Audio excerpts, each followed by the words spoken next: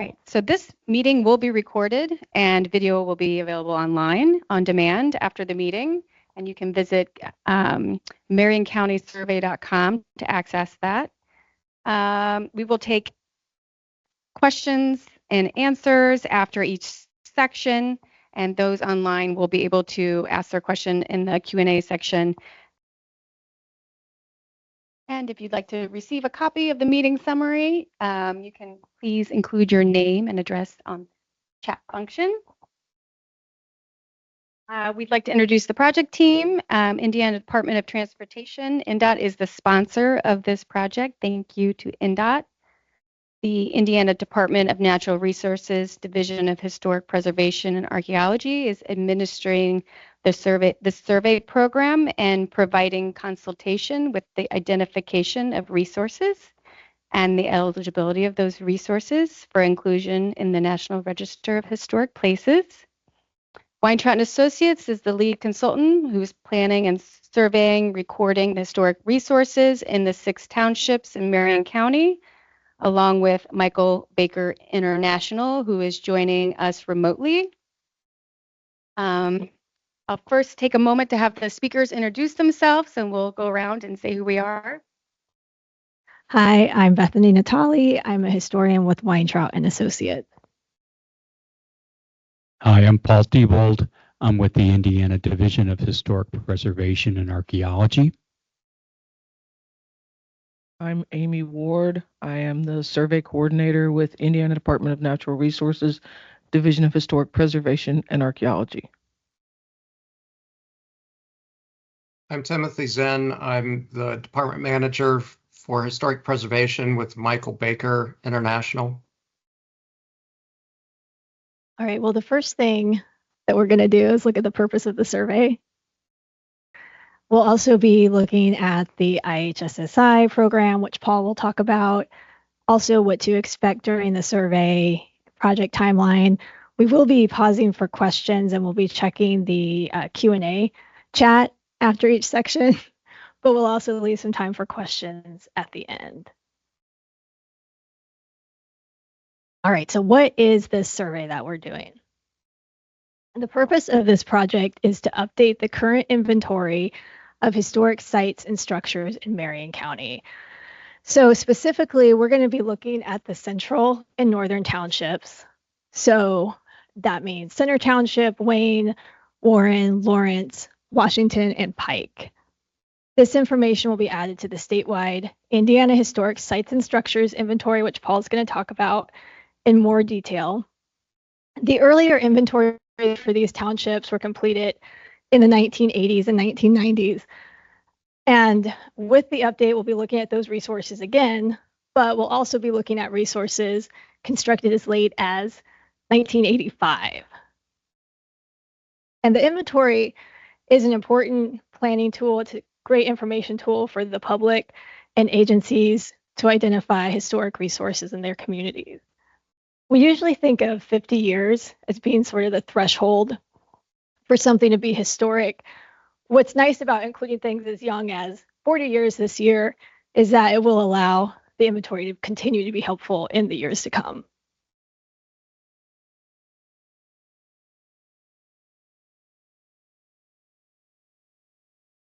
What I'd like to do now is just look at a few examples of resources that illustrate the differences between what would have been surveyed in the last survey and what would have been inventoried or what will be inventoried today. So first of all, we have the city market downtown, very recognizable historic resource from the 1880s, was surveyed in the original inventory, would also be surveyed today. But today we would also look at the city county building as an important resource. It was built in 1962, so it would have been too new at the time of the last survey, but now it is old enough to be surveyed. And we know that it's important for its architecture and its connection to government.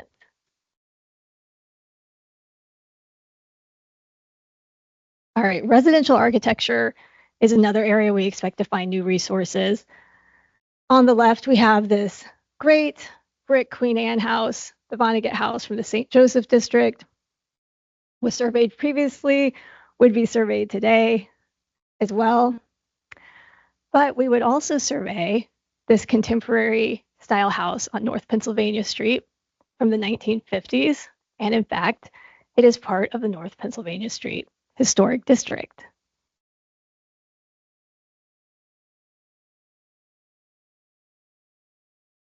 We also expect to identify new historic districts, either due to their age or through additional information, research, or resources and information provided by the community. So on the left, we have the pyramids, part of the College Park addition, which was the city's first planned unit development in the late 1960s.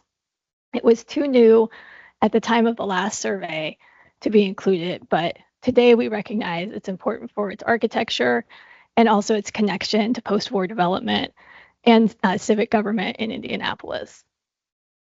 And then on the right, we have the Bluff Road Historic District. This district is associated with German market gardening. Some of the resources were old enough to be included in the 1980s or the 1990s, but with the passage of time, even more resources in the area are of historic age. And research has also revealed an important connection to German heritage and agriculture. So today, these resources are part of a recognized historic district. So that's my overview. I'd like to pause for questions. Oh, okay. And we can give it a few seconds. There's a little bit of a delay. Okay.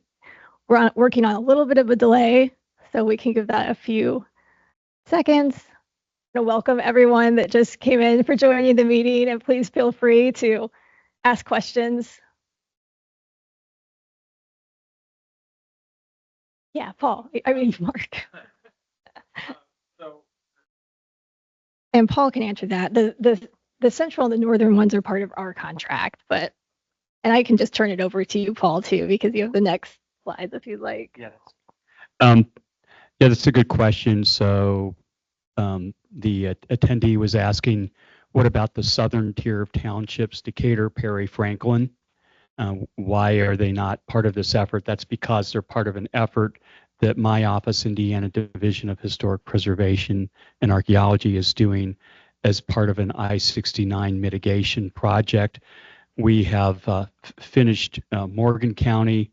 We're partway through Johnson County, so we're working our way up, following the trail of the I-69 construction, and we will be in the southern tier of townships probably within a year or so, simultaneously with this effort as well. So those both be going on at the same time.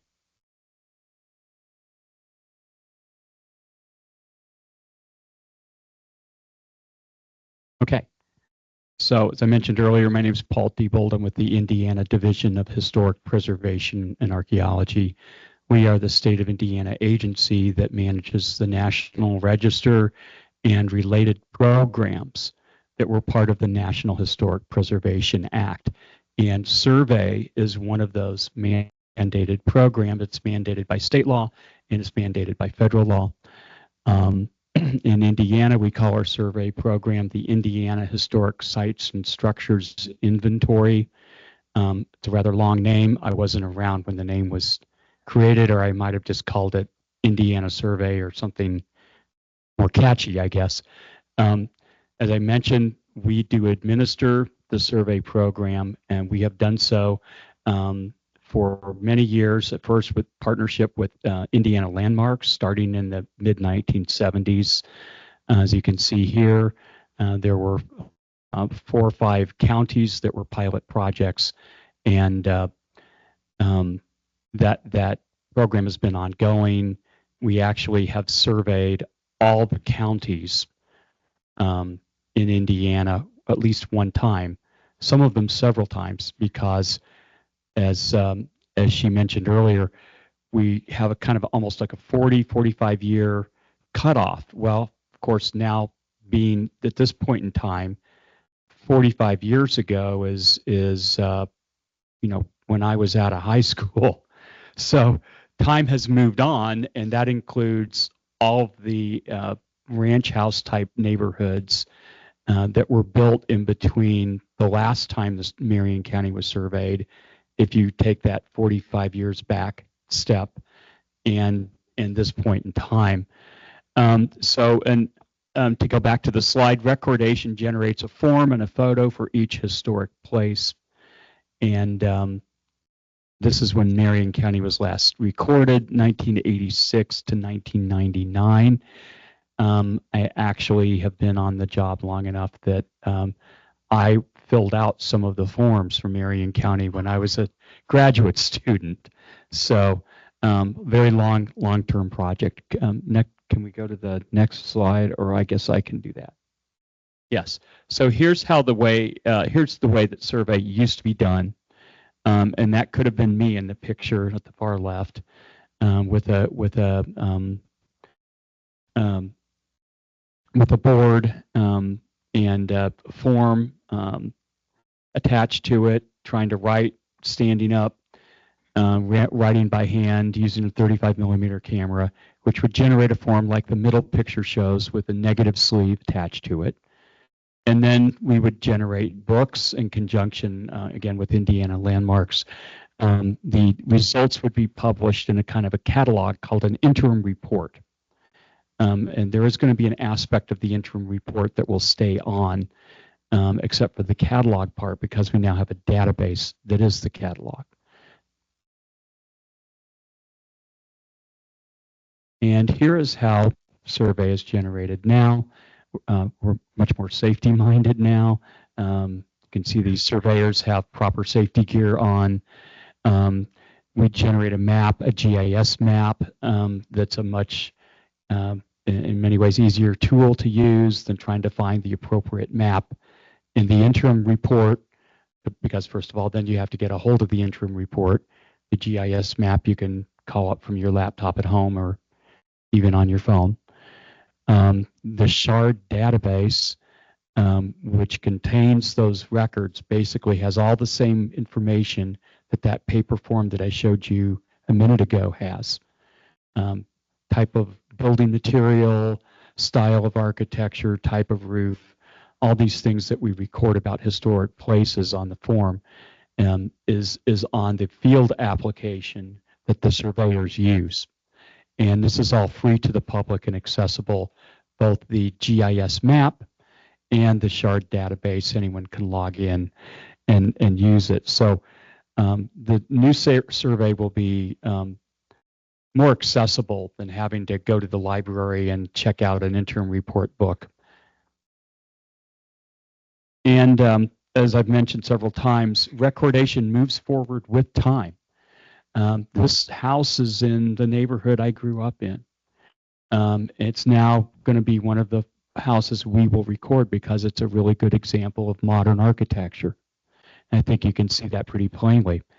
And as we have come through this period and into the 2000s, we realize that we don't build houses this way anymore. So it is a historic style, as strange as that is to accept for some people. Ranch houses are a historic style of architecture that is simply not made anymore.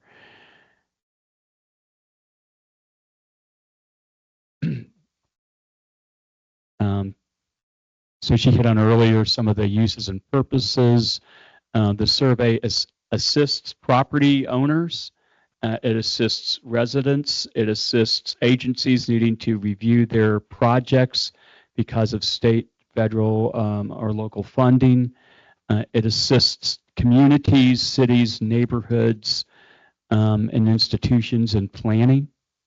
And it serves as the public memory of historic places. So part of the reason we do survey is simply to record what exists. And that's equally an important task, along with identifying which places might meet one of the National Register criteria.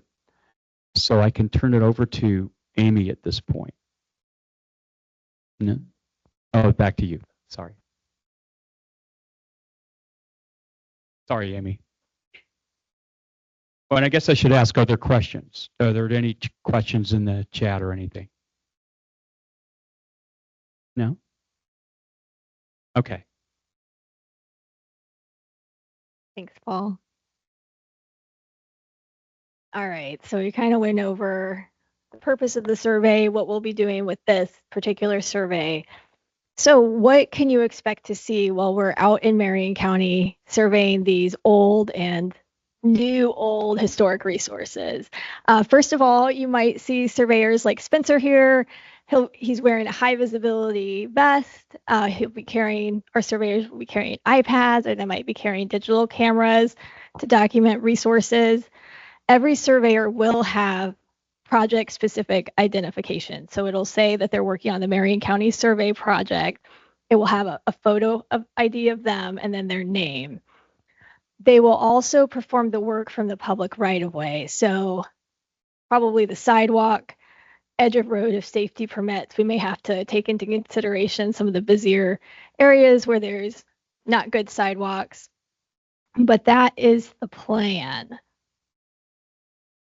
What will we be surveying as part of this project? We're going to pick up a variety of resource types, including buildings, structures, objects, districts, and cemeteries. For the cemeteries, I should note we'll be looking at all the cemeteries in the 6 townships. There's kind of some terms of art or our survey for these resources, these other resources. So buildings, when we say we're surveying a building, we mean any sort of structure or resource that shelters human activity. So one easy example would be a house, and we have the Benjamin Harrison house there on the left side of the slide. Other examples of a building could be a barn, a hotel, a church. Structures is another resource type that we'll be looking at.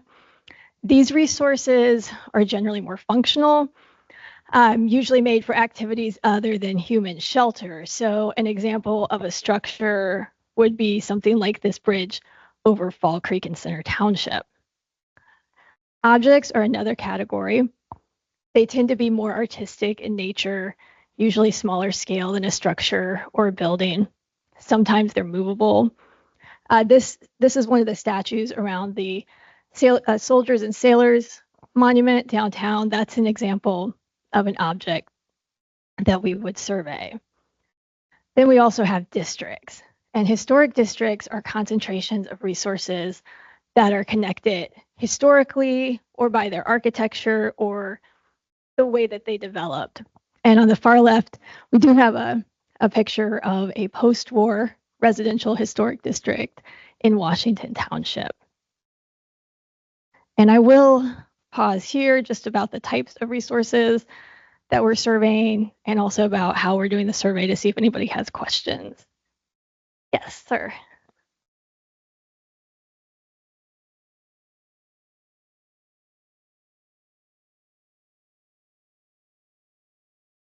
Yes. Yes. So some things will be treated on a case-by-case consultation, case in consultation with our friends at DHPA.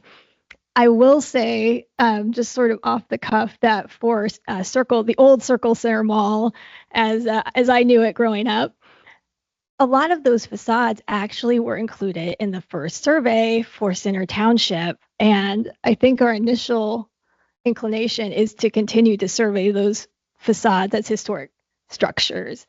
And then I guess, assuming Circle Center Mall is there when we do the survey, then they would be non-contributing to the district. Yeah. Other questions? All right. Well, this kind of thinking about Circle Center and some of those resources kind of gets into how we'll be dealing with the inventory and presenting the results of the inventory. So we are going to look at things that were built before 1985. That's sort of our cutoff. Not every resource built before 1985 will be included in the inventory. And what we'll be doing is following the state guidelines for ratings. So if we're not in a historic district, we'll be including resources that are rated outstanding or notable in the inventory. Once we get into historic districts, we'll also be considering whether a resource is contributing or non-contributing to that district, and we'll be documenting that. So when we say what's an outstanding resource or what's an outstanding rating, that's usually something that's either already listed in the National Register. So the Benjamin Harrison House on the last slide would be an example of an outstanding resource, or it would be eligible for listing in the National Register. So outstanding is the highest rating for a property. A notable resource might not have as much demonstrated integrity, but further research might reveal an important historic connection that would make it eligible for listing in the National Register. Once we get into historic districts, the ratings change a little bit. So once we've defined the boundaries of a district, we'll be looking at each resource and either assigning a contributing or a non-contributing rating. So if a resource is contributing, it means it's important to the density or the continuity of the area. It's not necessarily individually eligible like an outstanding resource. And that kind of, the example we were thinking about for Monument Circle and Circle Center, those facades would be contributing to the Washington Street Monument Circle historic districts. The mall itself would be a non-contributing resource because it's not really compatible with its historic surroundings. We would still survey and note the presence of something if it's non-contributing. And we also have a potential that an individual resource in a district might be notable or outstanding. All right, so what's the project timeline? We plan to start surveying Center Township this spring.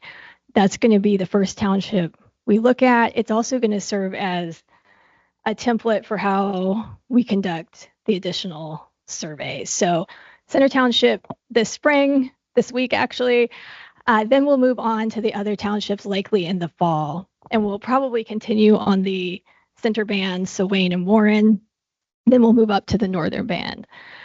You can track our progress on the project website, which we'll provide a link for here in a moment.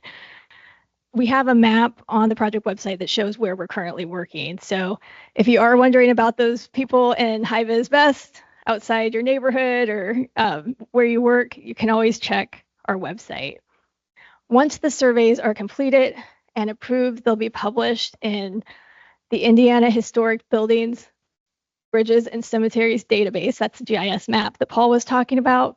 And then they'll also be available on the SHARD database. We do expect that to happen around the end of 2027. Any questions on the timeline? Yes. Or anything.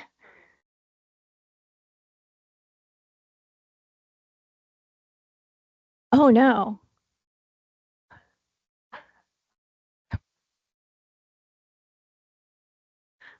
Yeah, so I will be one of the people.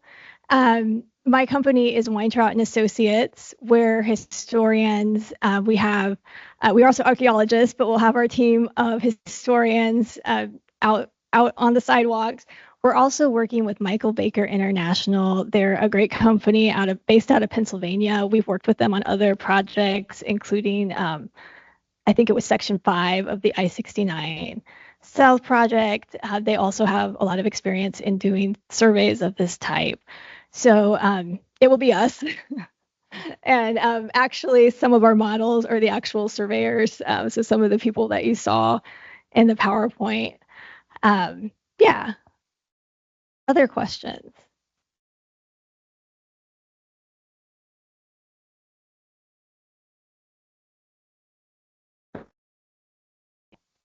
Well, we'll just open it up for further questions anyway. This is Molly. She's one of our other surveyors.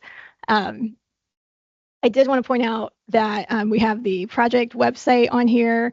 We also, in addition to looking at new resources and things that we may know of from working with places like landmarks or working in the community, we are really seeking community feedback too for what's an important resource in these townships. Local information is usually the best information that we have when we're identifying something. So we have an email survey at weintrautinc.com. We have cards back there. Yeah, Mark. Yeah.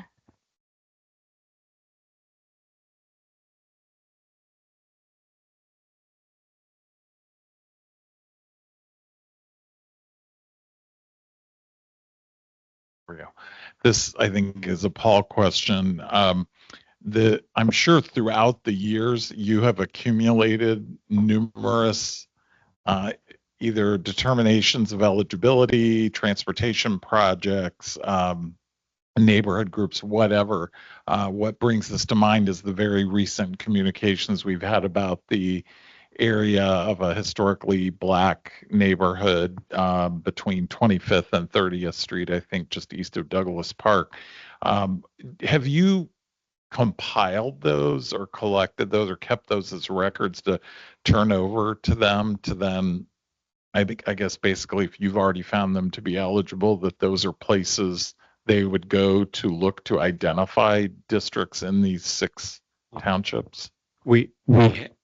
Sorry, we have, yes, and so we have a running file of determinations of eligibility through INDOT, and then my section, the National Register and Survey section of the office, has a running list of decisions about eligibility for neighborhoods and occasionally for very noteworthy individual properties. So we've kind of turned all that over to them. So we have a good start, but it is a good point at this point in time to say part of the reason for having this meeting was to say that if you know of properties, particularly ones where you can't really see it very well from a public right-of-way, but it's something very noteworthy, and you think you might be able to get access to us, and you just don't want to see this property not be included, please let the survey team know about that. Or if you think there's a neighborhood we may have overlooked, we have a really good start on Center Township. We've gotten quite far with some of the other townships, but we don't know everything. So if you have suggestions, now would be a good time to let us know, and we can kind of vet those out and try to see if we agree that area or building might be eligible. Okay, and then I have a follow-up. And this also kind of involves Weintraut. In the years ago, I remember when they determined eligible a potential district along Emerson Avenue on the east side of the city, I think just sort of south of 70, and they found it was eligible, but the HPA said it wasn't. So are you reevaluating some of those as well? That maybe today we would view it as being eligible for different reasons? Or I think I know the one you're talking about. It was a Pierre and Wright design neighborhood. I can't remember it. Green is in the name of it. Green tree, green something. And there's our ones we probably would evaluate. And some of those evaluations were made 10 or 15 years ago. And generally, we consider a determination of eligibility to be pretty sound for about 5 years. And then we need to maybe go back and look, either reaffirm or maybe flip the other way around on a determination, just because your point of view is moving. We're moving through time. We're all moving through time. And the knowledge we accumulate over that 15 years could be considerable. The understanding we have of looking at other similar neighborhoods can add to that dialogue too, in a very important way. So yeah, some of those I feel quite likely we're going to at least look at again. while I have the microphone. I'm not giving it up. No, but of course, you are probably aware of the relationship between the Center Township survey and the regional center design review process the city uses for looking at new construction or how that affects historic structures, that they use the Center Township survey as the basis for those decisions with the Metropolitan Development Commission, et cetera. How are you coordinating that with the city in terms of regional center use and the Center Township survey specifically? I mean, we are in dialogue with Meg Bush, who is the director of the Indianapolis Historic Preservation Commission. So, we have a dialogue going with that.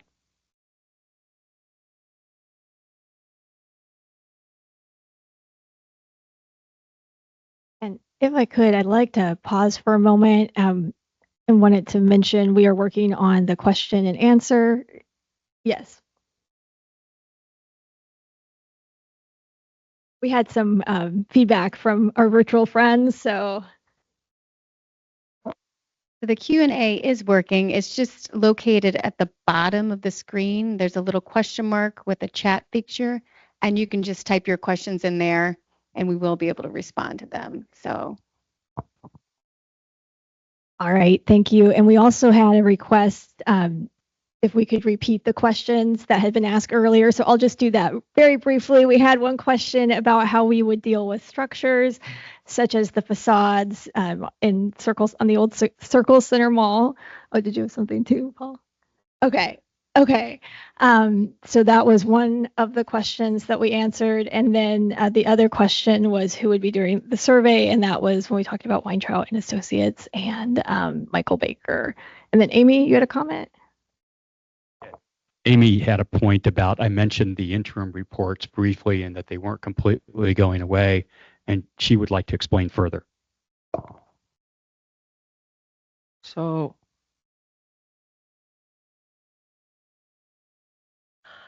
the interim reports, when they are completed, will be added to the IHBBC map. And so when you click on a resource there will be a little tagline at the bottom that will say, for the interim report, click here. And that will take you to the Center Township interim report or the interim report for whichever township you're looking at. All of those will still be available as a PDF online that you can look at. You can download it. You can print it up if you're like me and prefer to write on things because you're old-fashioned. But those things will all still be available. They just won't be printed out. They'll be available online. And those will consist of all the parts of the interim report. For those of you who aren't familiar with what the interim reports had, they had short essays about each district, about each township, and about the county as a whole. So a brief history, kind of as told from a resource point of view, some architectural history, categories and examples, and then usually an index and brief kind of thumbnail maps of the districts that were determined to be eligible or that are already listed. So, and then of course, as I mentioned before, the other part that would be most of the pages on an interim report was the catalog, a catalog entry for each form. That's omitted because that's all in the database. So it's sort of the internal structure of the interim report without the catalog part. Thanks, Paul. And then we had a question waiting here. 2 questions. Go ahead. Okay. First one, I'll ask both questions and then you can take it from there.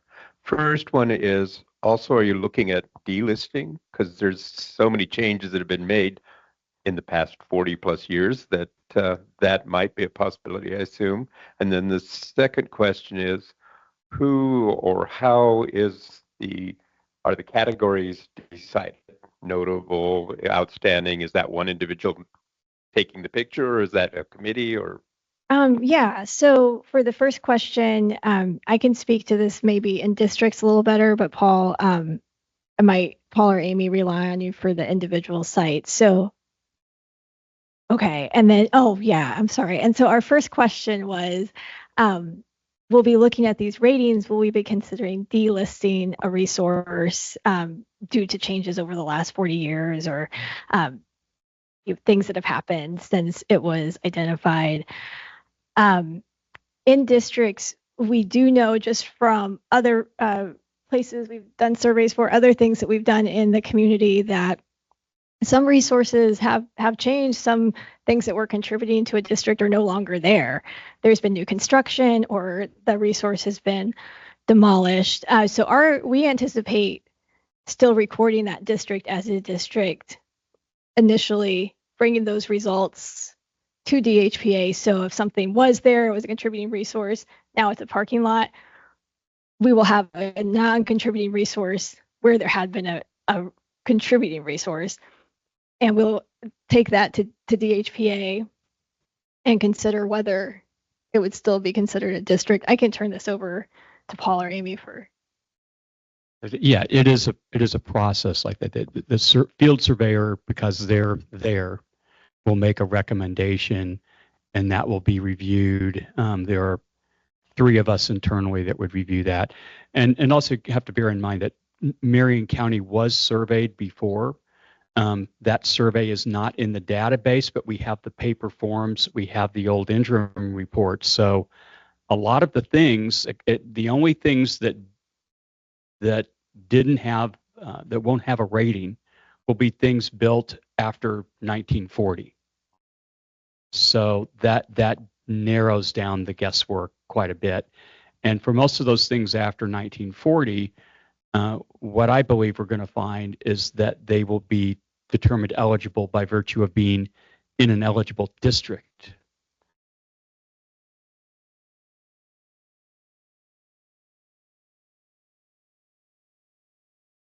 Was in the neighborhood where I grew up. That might be an outstanding house or a notable house, but what really matters is that it's in a district that's eligible. That's the main eligible entity. So that also, once you decide there's an eligible district, that kind of cuts the guesswork out. And ultimately, how much does it matter that it's a notable building in a district that's eligible? I guess in a certain sense, it may matter if something is very specifically happening right in front of that resource. But for the most part, it's an exercise in finding areas that are eligible for those post-war resources. Does that make sense to you? Okay. All right, and then your other question. Oh, did the answer?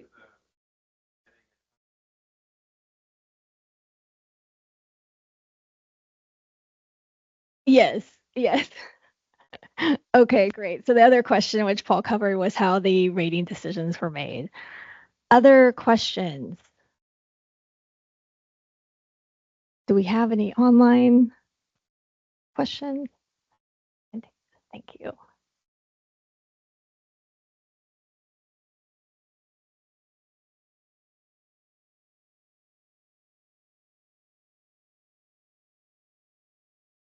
All right.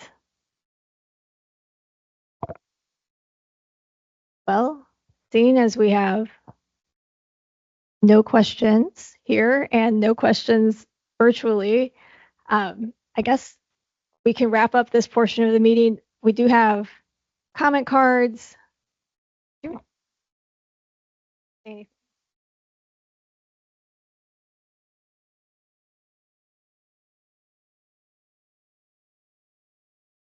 Like to voice any comments about your area you want to let us know about. And also we have some flyers from the DHPA that might provide some additional information for you, and you're welcome to grab those on your way out. As always, this will be presented online at marioncountysurvey.com, and if you wish to shoot us an email, survey@winechildinc.com is the best email to use. We have one question. One more question? If we want to help you all promote this, like through Indiana Landmarks, get the word out that you're doing the survey, do you have like a fact sheet? Is that what the flyer is, or just something that has some of the basic information, or that was contained in the PowerPoint? We can send you something that would be of use, kind of summarizing the project.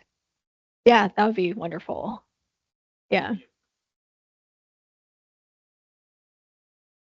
Yes. Yeah. Yeah. Thank you. That would be wonderful. All right. Well, on behalf of NDOT and DHPA, Weintraub and Associates, and Michael Baker, we want to thank you all for your time coming here on this beautiful day to listen to us talk about this project. We will be hanging around if you have other questions or you'd like to talk to us about any resources. We very much appreciate your time and look forward to working on this project. Thank you.